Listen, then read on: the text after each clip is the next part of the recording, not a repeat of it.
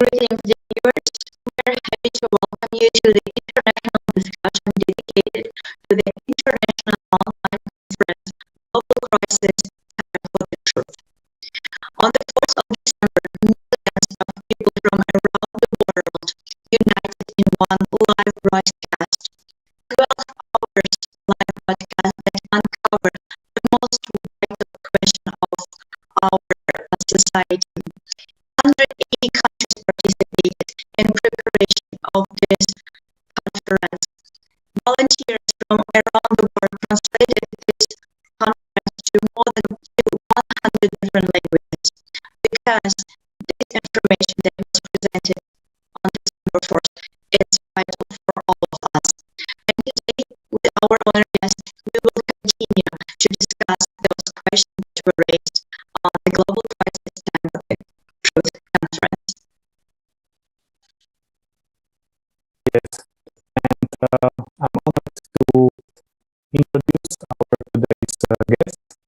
It is Huma Kirmani, an author, a TEDx speaker, and member of Amnesty International, member of WWF Amnesty International, the International Women's Writing Guild, honorary member of United Nations in Pakistan, Global Citizen Foundation, Global Union Ambassador of the Office of Pakistan, and winner of Books for Peace Special Award 2020. Then Deepak Kumar, founder and chairperson of Smiles for Millions Trust in India, and also a Peace Ambassador at United Nations Peacekeepers Federal Council in India. And Abu Eleke, a teacher under the Arabic and Islamic Education Board from Nigeria. Please welcome. And to start, we would like to ask every one of you the first question that we usually ask our guests in these international roundtables. So all of you have seen or participated on the conference. So could you please share your thoughts, your feedback, your understandings, what interests you the most? Why is it important to write such topics, and why is it important not to be silent but speak up? So if we can start by Huma, that would be much appreciated. Hello everyone, I'm truly very astonished and grateful for being invited here. As you have introduced me as a TEDx speaker, I'm a motivational speaker as well, and I usually speak for the rights of human beings, especially the rights of women in my country, in Southeast Asia, and it's worldwide. I think that we all are equal. There should be no discrimination. And one of my favorite books is by Lanka, it's a soon to kill a mockingbird. Book name is Kill a Mockingbird. When I read it as a student, when I taught it as a teacher, being English literature and language teacher to open students as well, then I realized that again what matters is humanity. What matters is that we all believe in that we are all one, far, far above the racial, religious discriminations, and we should not, we should not facilitate the feelings of hatred and feelings of being extremist regarding religious belief, regarding the language, regarding the complexion, regarding the fairness. Because we all are same, and that this is actually my motive whenever I feel called to speak about or to advocate human rights. I'm truly obliged that you have gathered a conference to speak for the people who are just suffering in different parts of the world being the victims of the war, being the victims of racial and religious discrimination, being the victims of the extremism. And extremism is nothing, is not only about the religion, it's about the feeling that, that I feel that if someone thinks that I'm better than the other person, that is more about inferiority complex. Rather, you can say that you feel that, okay, I'm superior to the others. I'm living in Pakistan and that Pakistan uh, is being subjected to a war which is actually not Pakistan's war. When that when Afghanistan was invaded uh, by an army invaded Afghanistan and the war was started.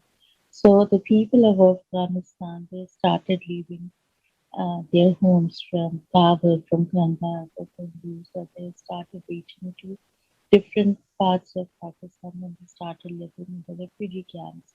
That has also created, that is, that is something, a corridor which makes the people to come freely to Pakistan and Pakistan welcomed them. Not for the matter of this that Pakistan had something to show that we had nothing to earn from those refugees, but Pakistan played and Pakistan has been playing the positive part of the neighborhood. That is, there are many refugees who are coming from Afghanistan. They are living in the refugee camps, and they are also, now the part of the streamline of Pakistan. So that had made me to write the book because I had come across many refugees who, the girls, the women, the young boys, the beautiful young boys who were having famished bellies. They were not properly dressed in winter, but how they are coping up to survive uh, the, that state of refugee, the state of being a refugee in the camps and in the society of Pakistan. Um, as far as these things are concerned, that how we must say no to war and terrorism.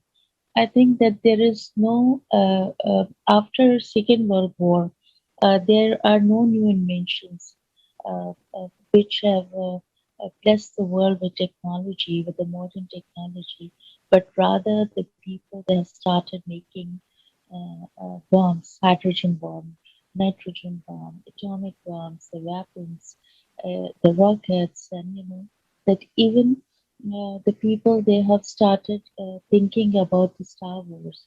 Why we are not looking forward, why we are not making more inventions, scientific inventions, why we are not making technology to heal the legends of the two world wars, to heal uh, the legends of the migration, being the refugees, why we are more into killing the people. We all are same, we all are human beings, far, far above our religious beliefs, our racial discrimination has to be curbed. So, I have come across many stories of the refugees, the gone refugees, and I have written the dilemma of the Syrian refugees who are living in the different camps and who are traveling from their country to another country. It's not an easy task. So I think that it's high time that when there should be, you know, a a proper program of peace. It's nothing like that, that the people they gather, they talk about it, and after that, you will hear that this has happened in any part of the world.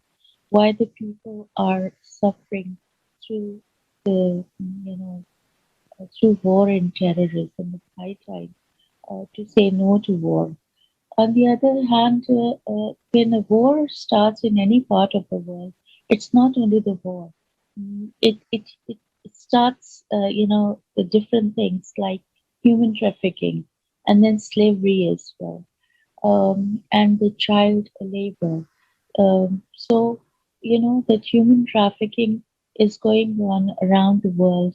Then the people, they are just talking about the rights of the transgender, right of the, that is, there are many rights. And the people say that, okay, everyone has got the right. So why not right is being given to the people who are the victims of war, who are the victims of terrorism, who are the victims of human trafficking.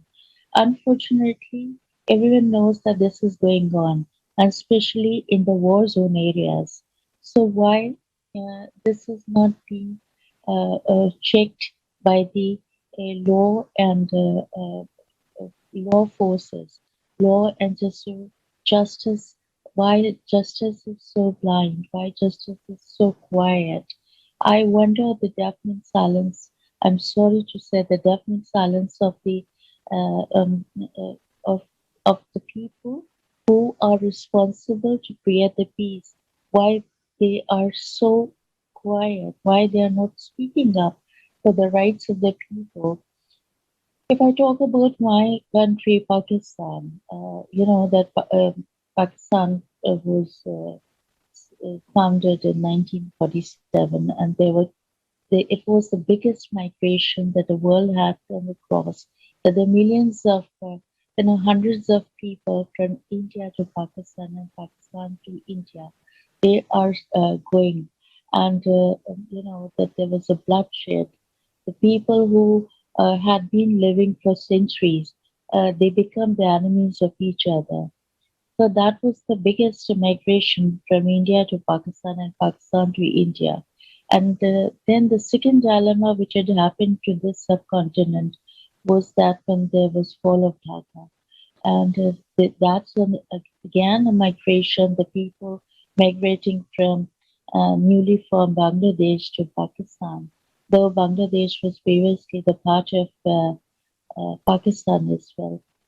I think that when the people they are asking for the rights, they should keep one thing in the mind, that when you are asking for yourself, then keep in the mind that the other people also deserve the same thing. If if someone says that it's my right, so we should not forget, we should not look over that the other people also have gotten the right to speak, to survive in this country, in this world. I'm sorry. As far as I'll concerned about Pakistan, I must say that now the time has changed. The girls are being sent to the school, but again, there are certain issues which are supposed to be highlighted, which are supposed to be justified by law and order situation. I'm sorry to say that there are laws in Pakistan for the rights of women, but they are not being executed. I don't know why. There's a reason that that Pakistan is an agricultural country. That most of the part of Pakistan is based on the rural areas where they are having their own laws, where they are having their own regulations.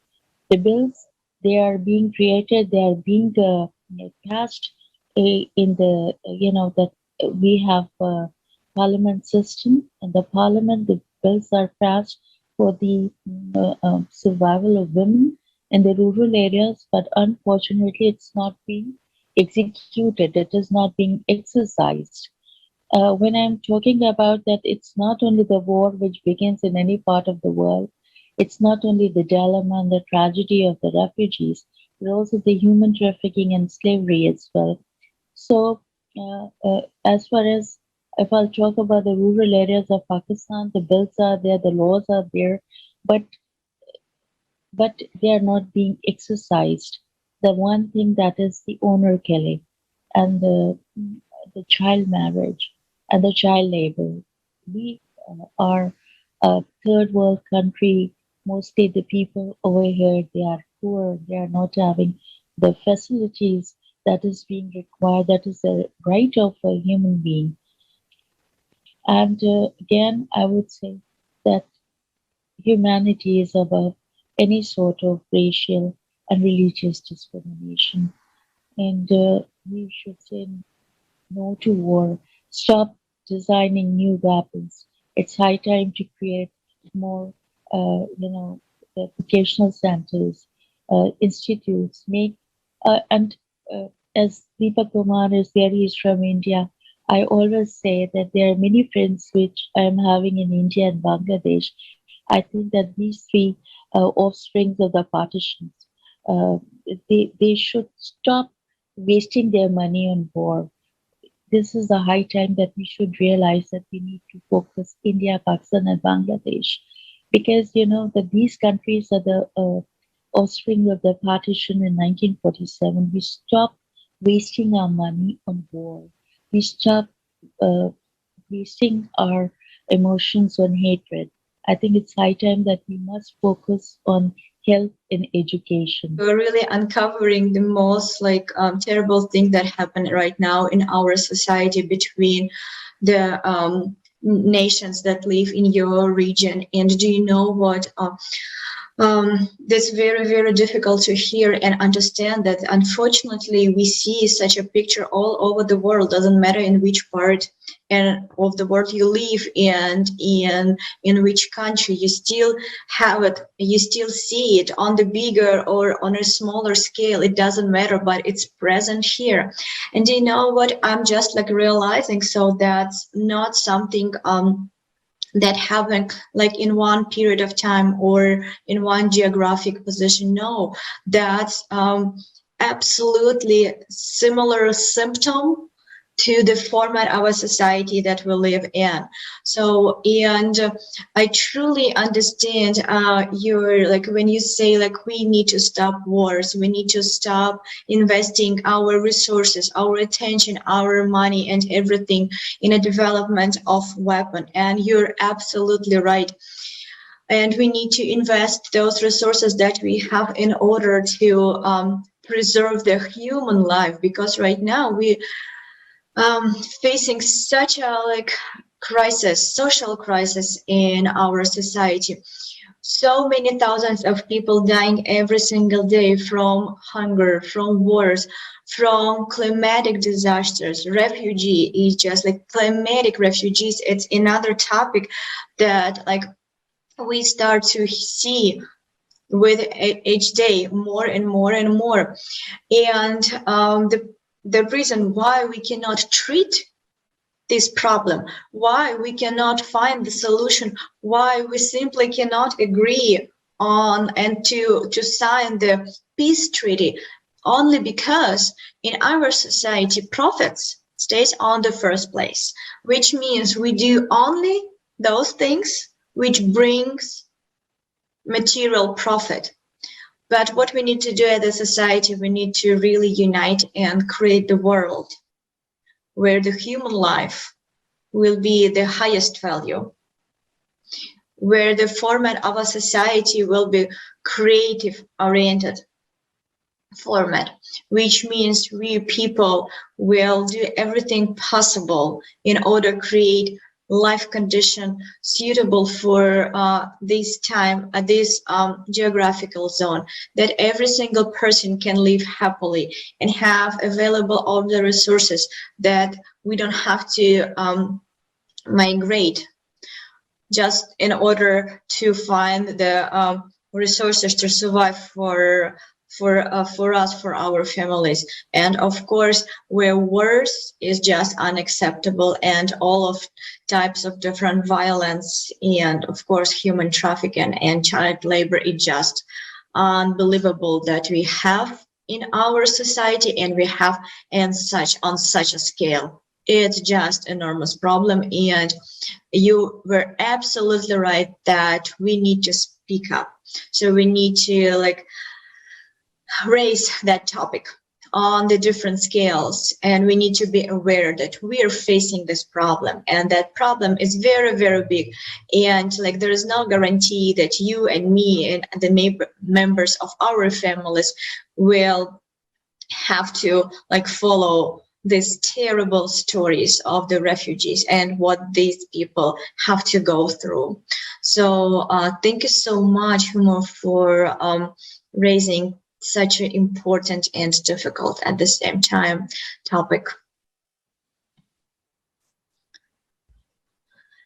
And I would like to ask Deepak, could you please share your impression and your understanding about the conference and the importance of raising those topics that people presented on this conference?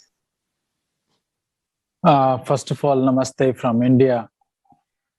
And I would like to say that this conference, I think in my first time in my life, I saw that something is going very important. As well, being the youth of the world right now, this is the time to understand why the topic global crisis, the time for the truth has been raised. So this is for each and every viewers, listener, that we should focus what has been shared with us, because this is the time when we have to understand what is the truth. Even we know that, but we used to ignore. But no, if we want to exist on the Mother Earth, and if we want all the biological process to happen on Mother Earth, we have to understand that this conference is the warning for each and everyone. Not only to watch this conference, but to follow and to implement this on the ground is very, very important. I would like to tell each and everyone who is listening, who is watching this conference and watching this feedback of the conference, that we should share this video to each and everyone. And let me take one of the example which we are taking in India. So we are sharing this video and we are making the short video of all this and sharing to the so many people living in the rural areas, because they are also the part of it. We are explaining the importance of creative society, why the importance of creative society, why we have to implement on ground. So it's not all about making money. It's all about thinking the future of the world, thinking of the future of our animals, thinking the future of our humanity. All these things are very, very important. So we are started doing this, and we are also trying to spread this message of global crisis conference in our local languages. That is very important. In Hindi, it was already translated, but as even Huma ma'am already said, that in her country and in my country also, 70% of the people, they're residing in rural India. So it's a huge percentage. We have to understand that. And creative society and this conference is important for each and every individual. So how we can spread this message? Because this is to be implemented by each and every one. Because if we are not going to implement this message, which was told, I think this global conference of global crisis has covered each and every story of the world. This is unbelievable. How the people from 180 countries, the volunteers are coming, and 100 languages it has been translated. I think now it's time for us, it's time for the youth to cover this conference into thousands of languages. And this is possible if we think so. Whenever we are going in public places, we are going in our colleges, we are going in any places where we see that 5 people, 10 people, thousands of people. So I think this is very important to discuss about this global crisis and implementation of it. And this is possible. You can cover it in your office work. You can cover in the presentation which you are giving. I think I request each and everyone watching this conference to include this global crisis and this topic in your each and every presentation you are giving in your schools, you are giving in your colleges, you are giving in your country or anywhere, because this is not the topic, but it's the real truth that we have to implement it on the ground if we want to save the Mother Earth. And the most important I would like to tell you that how we are implementing in India. So we have more than 5,000 slum children.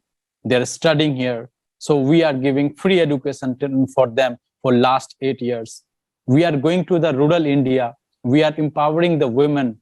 So they don't have money, but they have their vision. I think this is the real meaning of creative society. So it's not always we should think about how we can make the profit. So it's always about the think about the humanity. Because if we want to live on Mother Earth, we have to think about it. Otherwise, this is what the conference has already shown, that from the, you can say from the nature, from the human beings, we all are destroying for the Mother Earth for our own benefit, for our individual benefits. I think we should come together. This is the time to come together, because earlier it was no boundary was made on Mother Earth, but we made it, we created it. I think it is the time to unite for the humanity and for the survival of entire Mother Earth.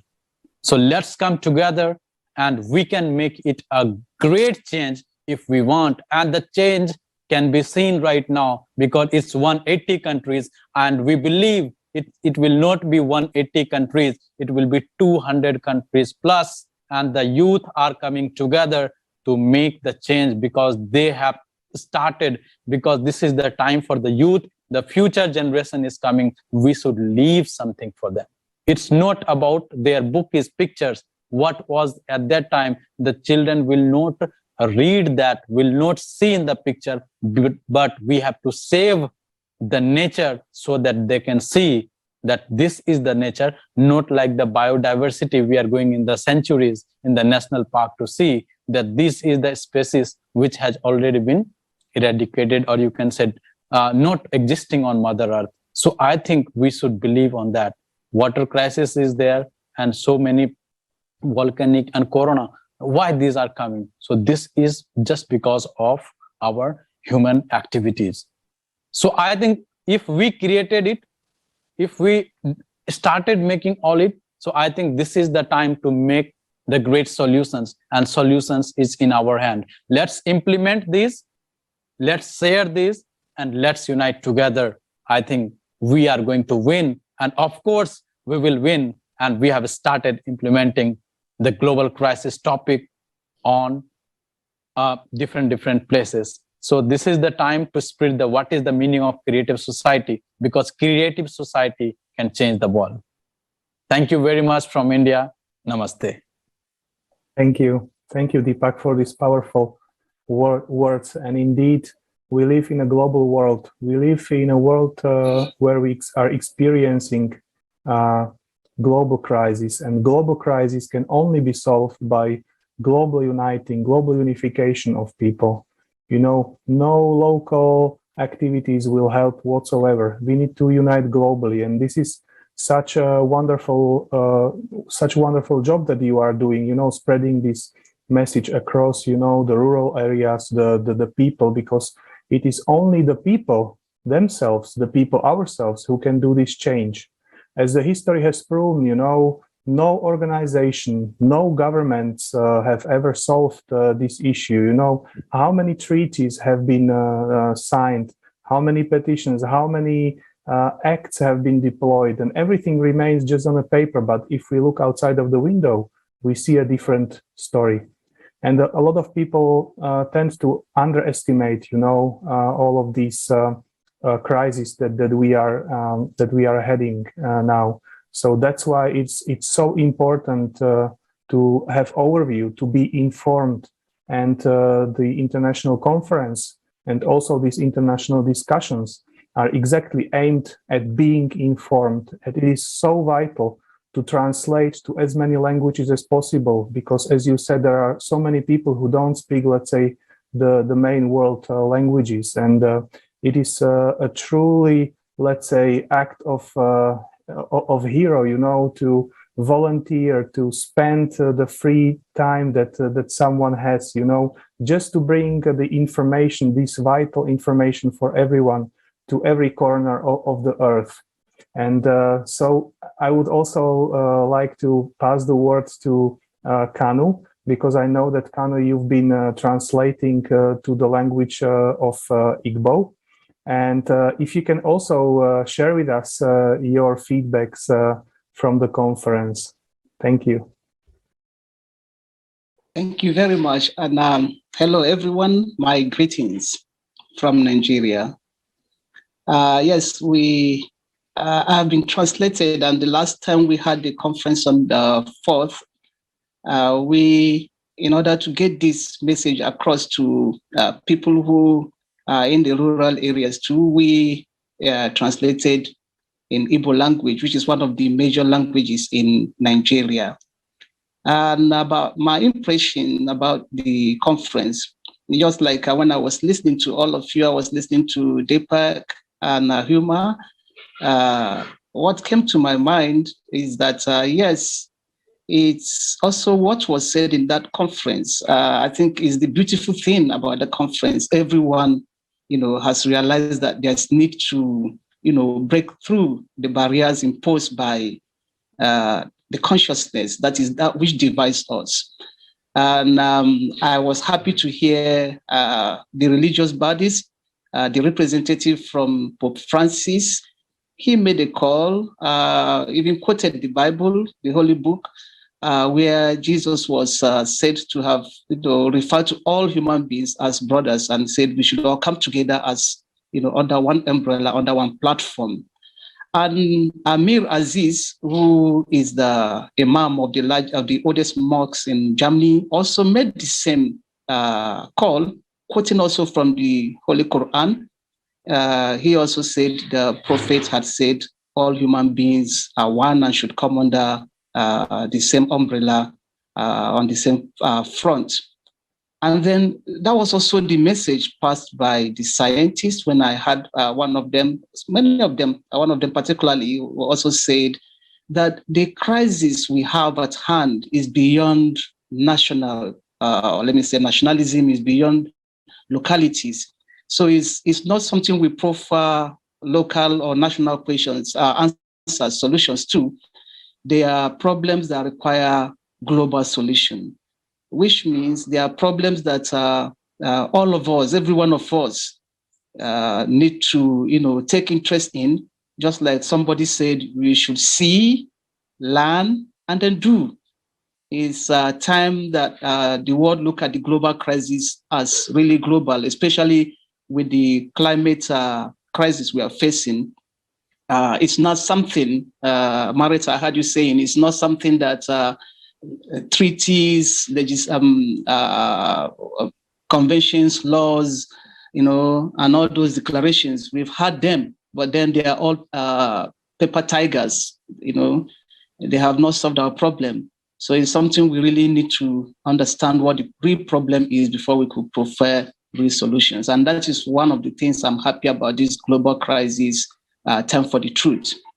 One of the areas I found most interesting is the area that has to do with waste pollution, and then the solutions that have been given so far, and going forward to renewable energy, which is being proffered as alternative.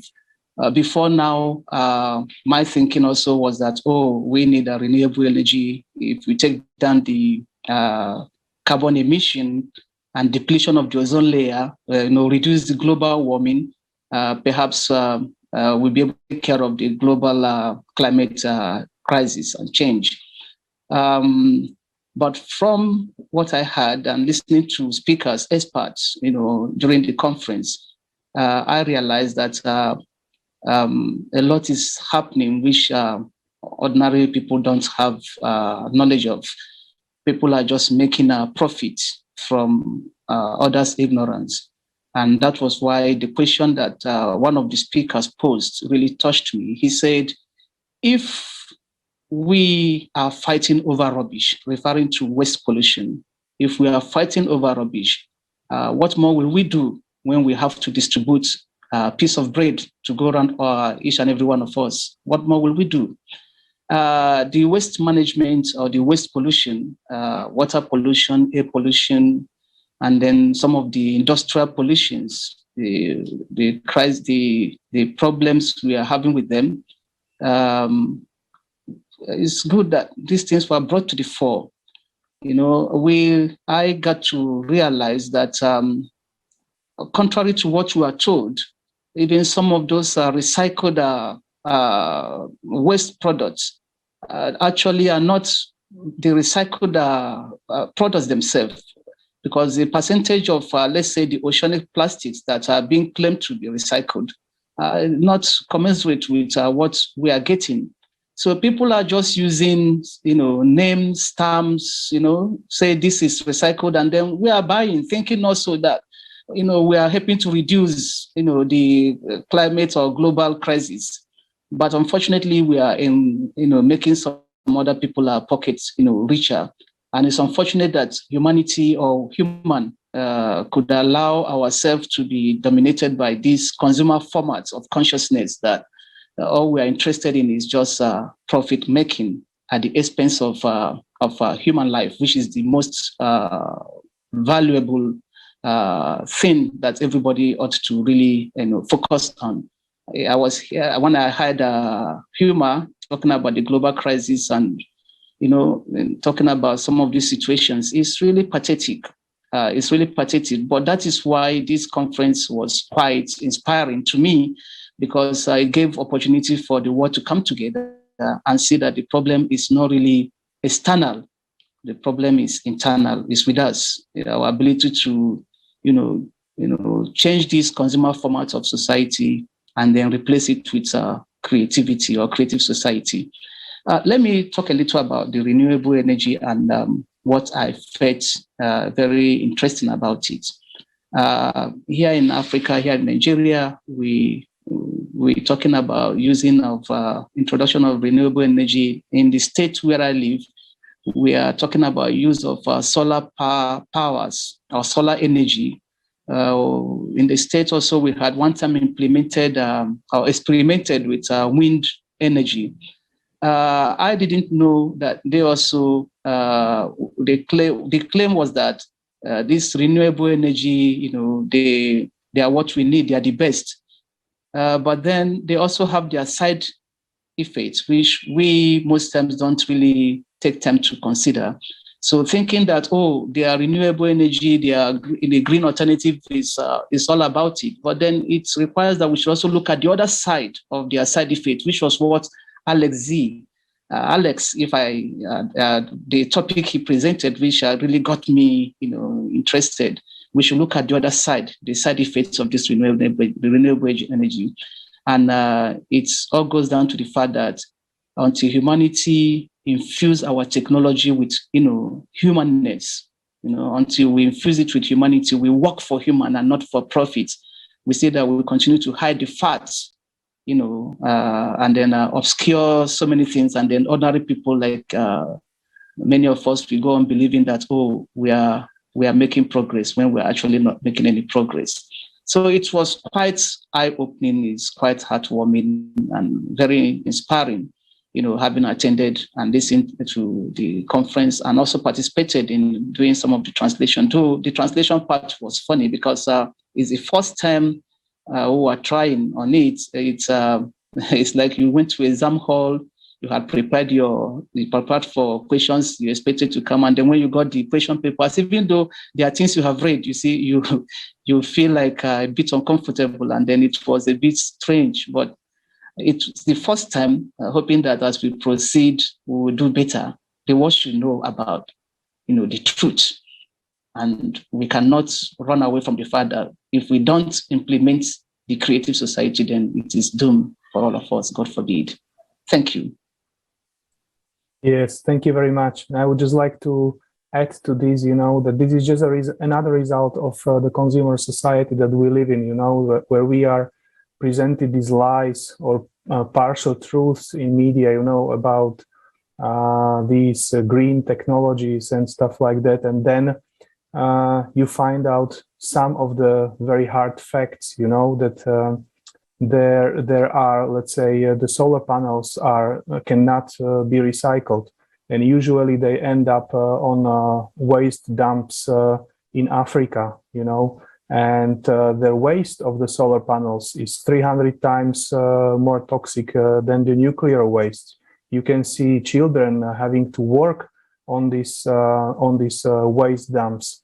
Then you read a study that by 2030 there will be 8 million tons of green waste, and by 2050 80 million tons of green waste. And all this waste is basically exported, if legally or illegally, from the, let's say, developed countries into the poor countries, you know. And these are just the hard facts that we unfortunately don't hear in the media. And this is another benefit of these conferences, you know, organized by volunteers in their free time who are not in any way, you know, sponsored by anyone, so can just freely speak the truth, and this is the truth. And you know, another example is you know, this big business with waste, where you can see, for example, this biggest waste dump in Ghana, where nearly 200,000 tons annually. This is the biggest dump of the electronic waste from whole world, from North America, from Europe, you know, from Australia, that is being shipped here, you know, and that ends up here. So none of this is being shared with the people. And maybe you can also share with us if you have some experience, how this impacts, you know, the health of the people living in these areas. Yes, Marit, I will, because you see, in recent time, there has been this increase in, you know, people, you know, getting infected and dying of cancer in my part of the world, and you know, the uneducated suggestions that we give to it is, oh, it has to do with, you know, some things that are really, I'll say, mythical. But you know, listening to that conference, like you rightly have just mentioned, some of these industrial toxic waste that are being exported to Africa and some developing parts of the world, this you know, toxic waste, because they can't be recycled, they go underground, and you know, they are part of the underground water, pollute the underground water that people drink. So you see, it's not a question of saying you are drinking water from the stream, or you have a borehole where water is coming from the tap. The fact is that this water has been contaminated underground.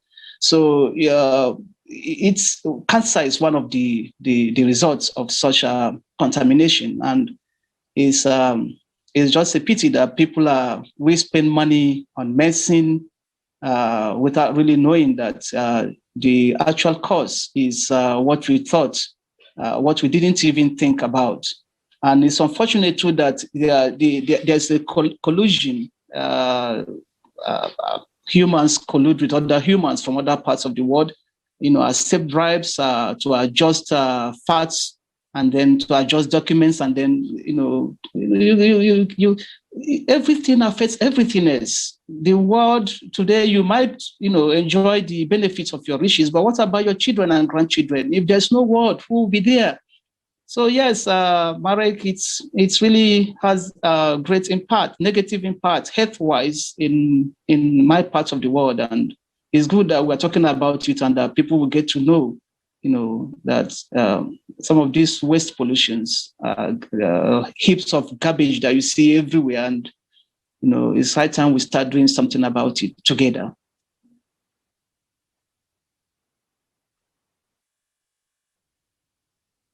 Thank you so much, Kano. Just very, very thought-provoking understanding that you shared with us. And my next question goes to all our esteemed speaker today. So we faced right now like unprecedented crisis, and we already understand that we are all responsible for what we have right now. Because if we are passive, if we don't act, we support. the format that we live in. And how do you think how the situation will change if everyone takes action? Why it is so important that unification comes from people themselves? Okay, maybe since I've already started, one of the things about technology is that we could have the best of technology, but then when there's no humanity, when it is not spiritualized, the technology is as good as useless, because it takes humans. Technology is for humans, not humans for technology. So I think all this while we had thought that we should leave the problem of the crisis, global crisis, to our leaders. But we can't leave the crisis to our leaders. And we too cannot manage this crisis unless we change inwardly. What I mean by changing inwardly is unless we understand that the human life should be of the greatest paramount. And then we also understand, just like some of the 8 principles or foundations of the creative society, that there is need to actually implement them in everything we do as the basis of our society, that profit shouldn't be what defines man's relations to man. And that until we share ideas, until we have open and transparent access to information, like Olga was saying initially, until we have sound self-governing systems, then we will continue to have this problem of migration and brain drain.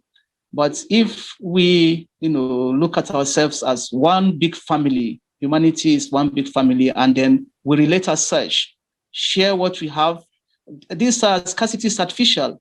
Then I think we will be able to change our situation. It's not something that our leaders alone can do. It has to be everybody getting involved. Like I said, one of the speakers had said, it is see, learn, and then do. We have to act. Change this consumer format of society with a creative one. That is what I think. Thank you. Thank you very much. And I would also like to ask the same question, Huma, now, and maybe just before that, because one thought came to my head is I know that you have grown up in an area, that was mixed of two cultures and two, let's say, nations who have been peacefully living together, but then from some time they were they started fighting, and we can see this in a lot of corners of the world. For example, there is now, you can hear or read in the media, that one country is attacking the other one or wants to attack, and then you hear that 70% of people think that it will attack and they support this, they support that. But to my mind, this is just a manipulation, because as we have found out from 9 years of social interactions with people, 99% of people do not want any war, And I would just like to hear from you, what is the approach of the ordinary people? I mean, I don't, to be honest, personally, I don't know anyone who would like to have war or who would like to go to war. And so why is it so important for us people, to not be silent, to speak up and talk about this, to avoid such a conflict? Thank you. I was listening to Kona, and everything that you and Kona had described about solar panel flexes, that soon they'll be dumped in Africa and the water is being contaminated. I really feel very bad when we say that why the people who are living in Africa, they're being used as guinea pigs. That all type of experimentations are being carried over there. As far as the subcontinent, or you can say the Southeast Asia, is concerned, if you'll just talk to the ordinary people, no one. I haven't come across with anyone who wants to live, isn't it? I haven't met any person who needs to uh, go into the situation where the dropping of the bombs and that over their headstone is flying over their heads. It's nothing like that. As I've said that this pandemic, this COVID-19 situation has revealed that there is no health policy all over the world. So, you know, that it's not like this that the two nations like India and Pakistan, that is the people of India and Pakistan or the Bangladesh, they become enemies of each other and they've started fighting. I think that this is something when they have felt that they have got different identity, different ideologies, then they just uh, started looking into this uh, formation of the two nation theory. And then afterwards, in 1970, after fall of Dhaka, the Bengalis they have started thinking that they are the separate nation. But again, I think that the time has changed. Many people from India, from Pakistan, even from Bangladesh as well, they want to live as a peaceful nation. But the problem is this: then who initiate war? If the people uh, across the borders they don't want to live in the war, you see that there is a place in Punjab, the part of the Punjab which is in Pakistan, the Wagah border. I'd been there, and I just, that it's just a thin line of a thin geographical lines, isn't it? And we can see the people who are living across the border in India, and they can also see us. So at that time, the thing that came to my mind that you know when they were living together, when they were friends, when they were living like families, that idea that imparted into the minds of the people that they are the two different nations had come into the mind. Okay, it had happened, but I think that we should care, we should respect each other' rights, and we should not go for any more wars in this area, in this subcontinent, because we need to work more on education and health. Uh, I have many friends who are living in India and Bangladesh and Nepal as well, and in Rohingya as well. So you see that a commoner doesn't want to go on war. A commoner doesn't want to be a refugee. A commoner doesn't want to, implement oneself uh, for the designing of the weapons. That one thing Kone has said that I really appreciate, that you said that technology is for humans. Humans are not for technology. And the things that you have said, that everything is just going on the basis of the money earning, on the basis of if you have read that Shakespeare's play, The Merchant of Venice, there was a character Shylock, and he just grabbed the people, grabbed their identity by just giving them the money. And when he won the money back, and the person who has taken the money from Shylock, it's a character in the Shakespeare play. So in one of the scene in that Merchant of Venice, he said that okay, if the person is not supposed to send the money back, then I want to have that much flesh of that person's body, isn't it? So now you can see that what is happening. The people are being bribed. They just have been given to the dreams which have got no realities. And then when they are just, entangled or they are mesmerized by such dream sellers. That isn't it? And then afterwards, those sweet dreams they were changed into nightmare.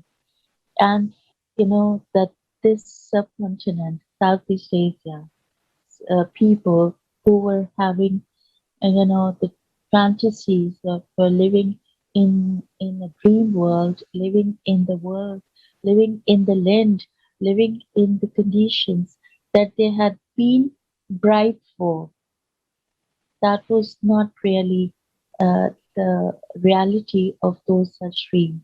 But it seems that the wars that poverty below the belt and poverty below the level, no education facilities, no medical facilities. They changed that fantastic dream that had been, sold, that had been given to their eyes, isn't it? So that changed into nightmare. And I wish that the people of this subcontinent, the people around the world, shouldn't be fantasized, shouldn't be, the fake dream sellers should not, disperse the dreams, which really uh, have no good realities that is being given to the eyes of the people. They have started living into those dreams. Oh, Uh, I'm also a commoner. I'm not a politician. I'm not a bureaucrat here in the country. I'm a commoner. But most of the time, when the people they say that, what is this being given to you? You are not a rich person. You are not having huge land. You are not having expensive, lavish living. So I said that whatever I speak, whatever I feel, that has let me sleep peacefully in the night, and then I welcome the new day. This is what the motive of my life. And I think that we cannot afford any more war or terrorism. Uh, the, the biggest price that Pakistan has paid is the 16 December APS Peshawar massacre.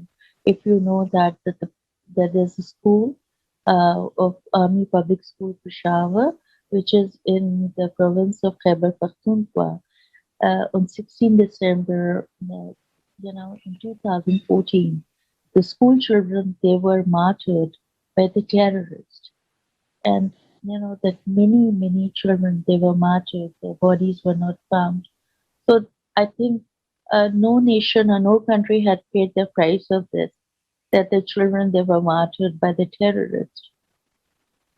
And yesterday it was the day that when we all were in the memory of that, uh, the brutal butchery of the terrorists that they invaded the school and they killed the children.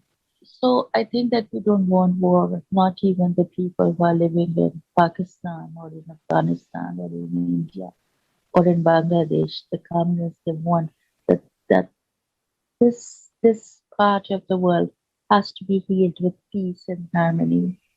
And let's seek how to respect the rights of the other. It's not only about this, that if I'm advocating my rights, that I just give a damn to the others' rights. I think that everybody has gotten a right to live as a free soul here.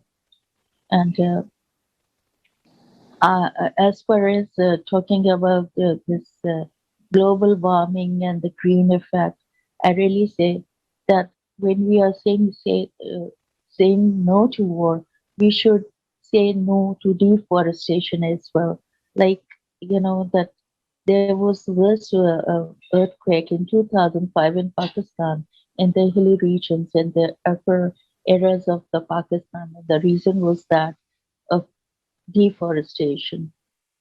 Along with war and terrorism, we should learn to say no to deforestation as well. I think this is enough. What have you been asking? That what does a commoner feel? I'm also a common woman. I told you, but this is what that I think that when I am not biased, I am not unfair, I'm not unjust to the other people. So the peace of mind is this, that you sleep peacefully without taking any sleeping pill in the night. And one thing I would like to say that it's better to whine about the darkness of the world. Uh, it's better to light your own candle. So I have, enlightened my own candle, and I'm dispersing my words. I'm an author, and I think that pen is mightier than sword. So I think that if we have started thinking on um, uh, the same philosophy, that it's better that words are mightier. Words, they leave more impact than bombs and the weapons and the sword. Then we can change the world into really a creative society. This is what I wanted to say. Thank you.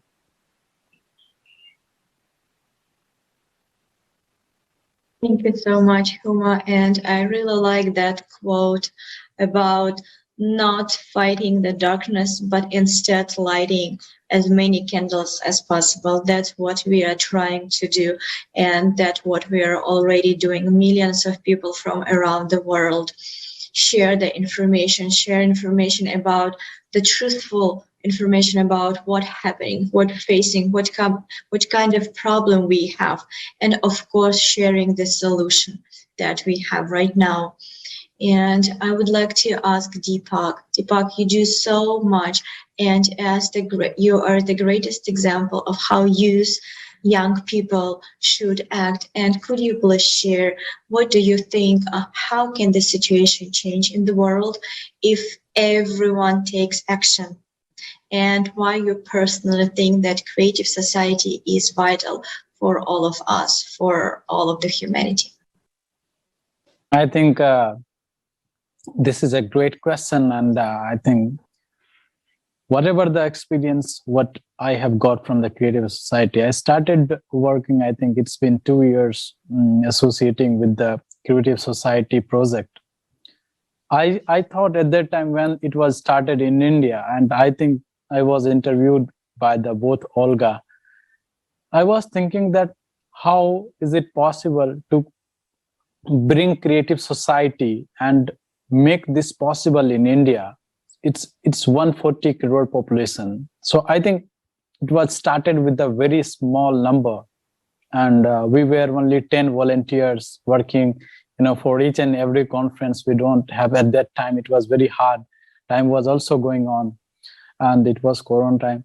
But I think what right now we can see, at the time when the global crisis, the time for truth was, it was shown, and great experienced people all across the world coming together and share their vision, facts, and the news, which is to be understood by each and every individual.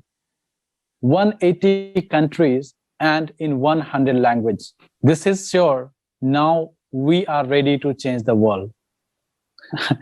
Previous year it was 40 languages around, I guess. I don't remember, but it was. But now it is 100 languages. What is the conclusion? It means we are changing. We are implementing the creative society, and the world is ready to change. And the world is accepting the 8 foundations of creative society. I used to take my mic in the village, and I used to go to the people who never touched the mic, who never seen the media coming in the village.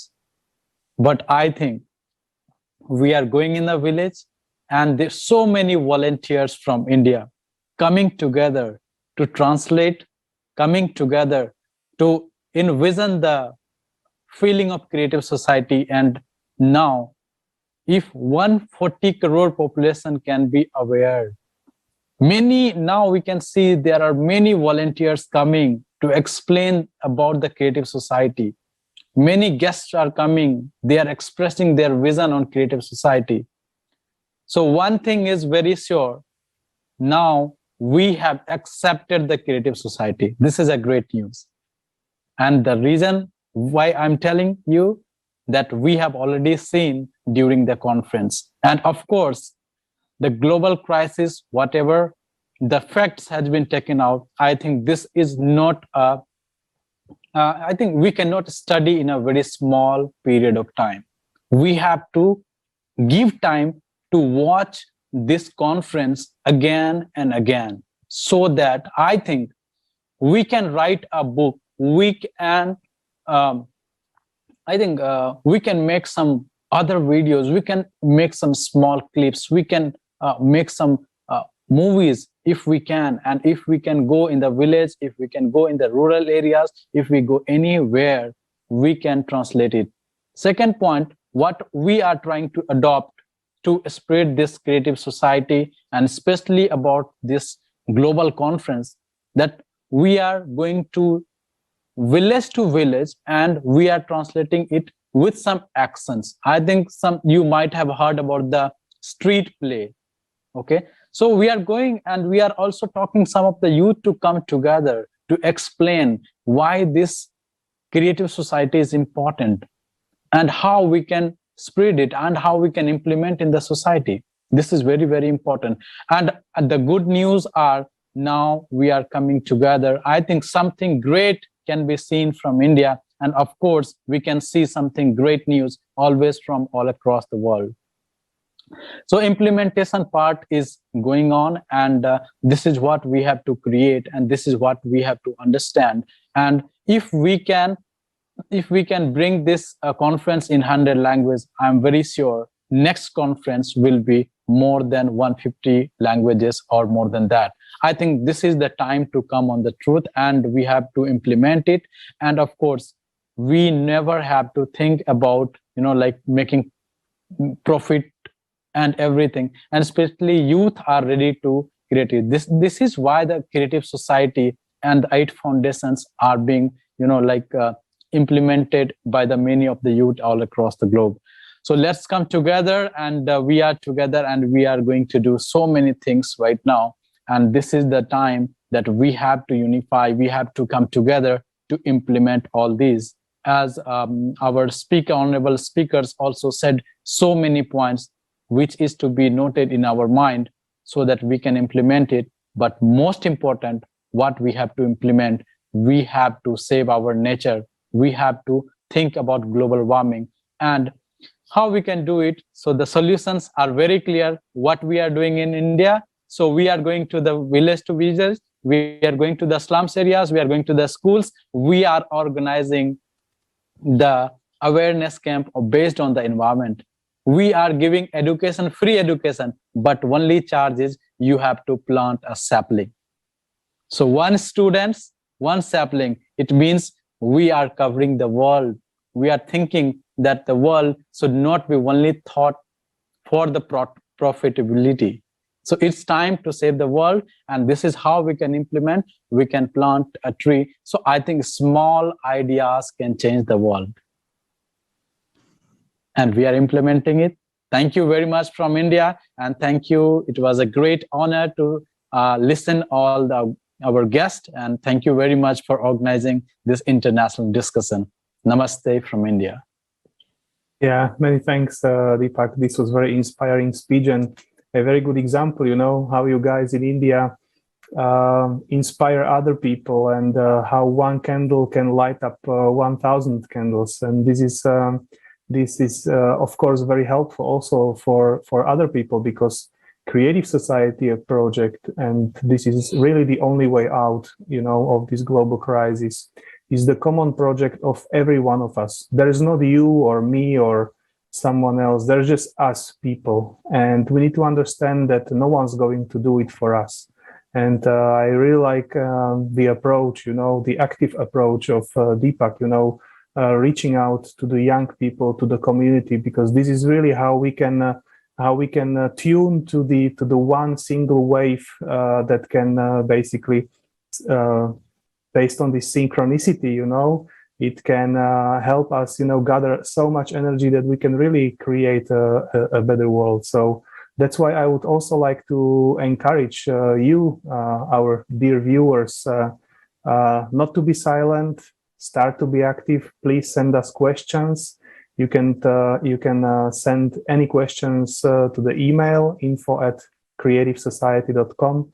You can find us on basically all social media, including Instagram, Twitter, and please start being active at least a little bit, So thank you very much, Deepak.